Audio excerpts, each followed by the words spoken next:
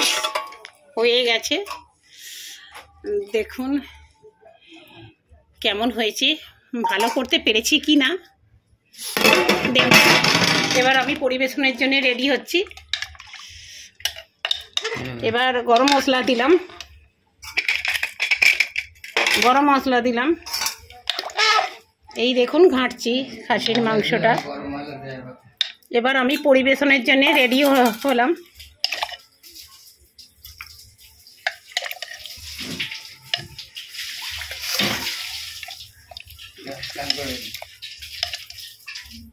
আপনারাও চলে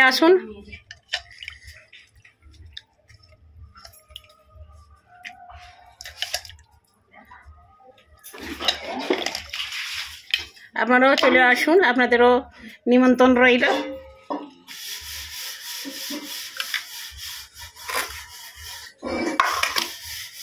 এই যে দেখে নিন কেমন হয়েছে, বলবেন রান্নাটা।